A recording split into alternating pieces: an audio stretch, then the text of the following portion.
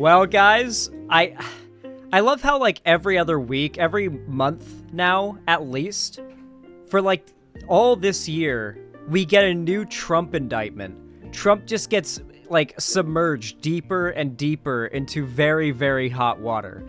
And it's gotten to the point where as slippery as he has been known to be, I don't know if he can slip out from this much weight being on top of him all at once. There are just so many investigations. He is under investigation for so many different things at once. And these are not just, you know, the much lower level issues for rich people to deal with that he was fighting against back in 2016 and before that. We're talking federal charges here. These are charges akin to treason, okay?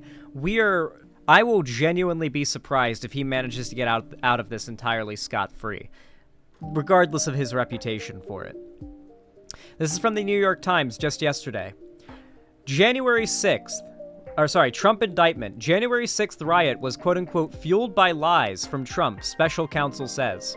Former President Donald J. Trump was charged with 4 counts in connection with his efforts to subvert the will of voters in 2020. Despite having lost, the defendant was determined to remain in power, prosecutors wrote. These are the prosecutors. There is basically like a live list of stories being constantly streamed in on this page of updates on what's happening. So we'll just read through all the shit that's relevant for today. The special counsel accused Trump of taking part in 3 conspiracies. Former President Donald J. Trump was indicted on Tuesday in connection with his widespread efforts to overturn the 2020 election, following a sprawling federal investigation into his attempts to cling to power after losing the presidency. The indictment filed by the special counsel Jack Smith in federal district court in Washington accuses Mr. Trump of 3 conspiracies: one to defraud the United States, a second to obstruct an official government proceeding, the certification of the Electoral College vote, and a third to deprive people of a civil right, the right to have their votes counted. Mr. Trump was also charged with a 4th count of obstructing or attempting to obstruct an official proceeding. 4 takeaways from the indictment. Jack Smith made only his 2nd televised appearance as I believe this is, he's special counsel to former President Trump. Jack Smith made only his 2nd televised appearance as counsel on Tuesday to explain his decision to charge against Trump, against former President Trump, with leading a conspiracy to overturn the 2020 election. He took no questions and urged viewers to read the 45-page indictment in its entirety. Ain't nobody got time for that. We're gonna watch a summary of it, okay? Or we're gonna read a summary of it. Oh, here's a good one. The 5 ways Trump and his 6 co-conspirators tried to carry out an election scheme. There's just no ambiguity about this stuff. Like, these are big mainstream media outlets just straight up saying, no, he's just completely guilty. He just did it. Donald J. Trump did not act alone. The indictment unveiled on Tuesday accused Mr. Trump of enlisting 6 co-conspirators in his criminal efforts to overturn the legitimate results of the 2020 presidential election and retain power. They're constant with how they say that, by the way, and to overturn the legitimate results of the 2020 presidential election and retain power. They always say that because that is what he was trying to do, and they're very much not allowing Trump or any people who are defending him to weasel out of that fact. Conversations between Trump and Pence provided key evidence for prosecutors. Some of the most specific and damning pieces of information laid out in the indictment charging former President Donald J. Trump with conspiracy came from conversations between Mr. Trump and his Vice President Mike Pence. Mr. Pence, who met with federal prosecutors months ago, appears to have been among the witnesses who provided recollections of his discussions with Mr. Trump. Prosecutors also obtained contemporaneous notes that Mr. Pence took. So Trump, Pence has just totally turned on Trump. Mind you, this is separate from the documents thing. Trump holding on to documents after leaving office, this is separate from that. Those are completely different federal charges where he's being charged for holding on to those documents and showing them to other people and mistreating them in his, those are another whole cluster of federal charges that are in and of themselves super fucking serious. This is all on top of that. He is also being charged with several indictments for trying to attempt to overturn the presidential election and retain power. This is all a bunch of different things piling on top of him. All the karma's coming back around, for lack of a better term. One challenge in the legal case against Trump, scheduling. Ah, yes, Trump and his team are going to try to just basically drag this out as long as possible. As former President Donald J. Trump campaigns for the White House while multiple criminal prosecutions against him play out, at least one thing is clear. Under the laws of physics, he cannot be in two places at once. Generally, criminal defendants must be present in the courtroom during their trials. Not only will that force Mr. Trump to step away from the campaign trail, possibly for weeks at a time, but the judges overseeing his trials must also jostle for position in sequencing dates. The collision course is raising extraordinary and unprecedented questions about the logistical, legal, and political challenges of various trials unfolding against the backdrop of a presidential campaign. Here are some key parts of the indictment.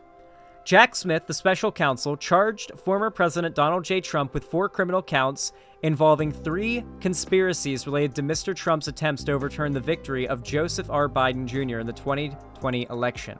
Notice, by the way, this stuff isn't being covered in the way most stories are covered. You know how, like, a big story happens, usually, and it's, like, a bunch of different outlets just put out a bunch, like, their own articles. Maybe they put out 3 or 4 to keep updated with the story, but then it just kind of moves on to obscurity with maybe a few retroactive, like, you know, hindsight-based articles that get made a few years later, right? This is being covered like elections are, where instead of it being like New York Times or Washington Post just make a couple of articles about it, no. When you click on the Washington Post's page about this story, you are sent to a live updated feed that is just feeding you constantly updated stories covering different aspects and different updates from this by the, like, half hour by, in this case, New York Times or Washington Post or whatever it might be. This is being done as they do the same way they do election coverage, where the entire thing is just like a live updated thing. It's really, really serious. Like, this is not just a like another one of these nothing burgers where Trump gets like not indicted, impeached, and it never really ends up being a thing, right? This is legit, guys. What if Trump is elected with criminal charges still looming? If former President Donald J. Trump wins the presidency, even as criminal charges against him still loom, a series of extraordinary complications would ensue. The indictment on Tuesday on federal charges stemming from his attempts to remain in power after his 2020 election loss added to the mounting legal peril Mr. Trump, the frontrunner for the Republican Party, faces as he campaigns for a second term in the White House. More than 1,000 people have been charged in connection with the January 6th attacks. By the way, like, the Department of Justice is still investigating the Jan 6th attacks. Like, the people who are present there, and there is, like, evidence of them breaking the law and trespassing, are still being investigated and charged. There are new people getting knocked out their doors after a video comes up of them throwing a brick through the window that the DOJ discovers, like, all the time. There are literally hundreds and hundreds and hundreds of people who have gotten already, and thousands more who have yet to get got. A lot of people on no-fly lists as well. Trump has spent 2 years labeling the Capitol attack as a love fest. Despite ample video footage showing violence, hundreds of hours of testimony given to a House Select Committee, and his own lack of public action that day, former President Donald J. Trump has spent 2 years recasting the history of one of the worst days at the U.S. Capitol as a love fest in which he did nothing wrong. In his initial months out of office, Mr. Trump was rarely quoted in the mainstream media, and he had been kicked off Twitter and Facebook after the violence of January 6, 2021, giving him no outlet for making public statements about what took place that day as a mob of his supporters stormed the building and tried to disrupt the certification of President Biden's victory. Trump has a long history of casting the Justice Department as a villain. With former President so of course Donald J. Trump is like very scared. So his only recourse at this time is to rile up his supporter base to hate the Department of Justice. With Former President Donald J. Trump facing his third indictment this year. This time for his attempts to overturn the 2020 election, his campaign unleashed a fresh round of accusations on Tuesday, claiming the Justice Department was persecuting him because of political motivations. The go-to "they're going after me because of political reasons" excuse that isn't an actual argument and is just they're bad because they disagree with me, but with extra steps. Almost as soon as the news of the indictment broke, his campaign called the latest charges of the product of a weaponized Department of Justice. DeSantis suggests Trump can't get a fair trial in the D.C. swamp. Governor Ron DeSantis of Florida raced to respond. Okay, so this is one of DeSantis's big issues, by the way.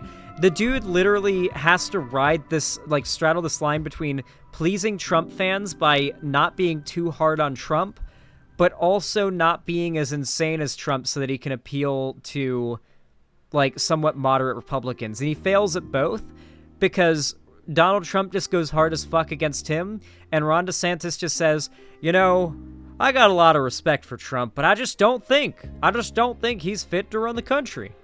That's not a good DeSantis impression, but, He has to go 30% against Trump, and Trump goes 110% against him, because Trump just doesn't give a fuck.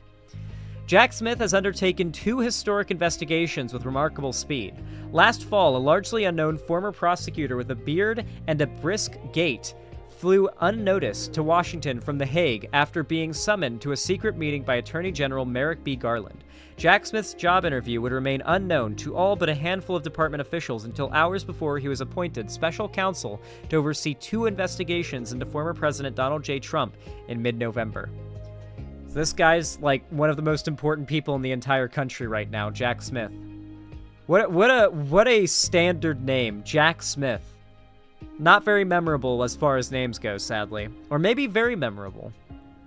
The special counsel says Trump targeted a bedrock function of the U.S. government. By the way, these are all just articles from the New York Times alone that I'm reading, just back to back to back, being live updated.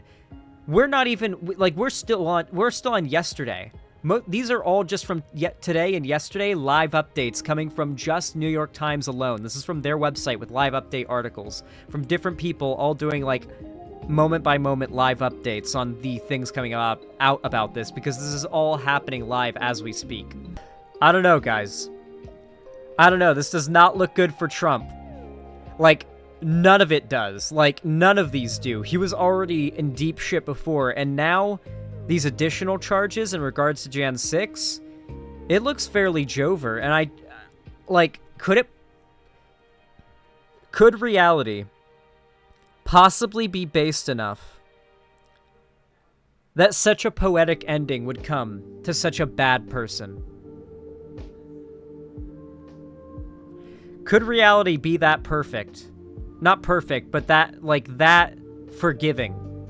That something that good could happen. I feel like we've gotten so used to good things happening to bad people and vice versa that I think we've kind of grown inoculated to the idea that a good thing could happen.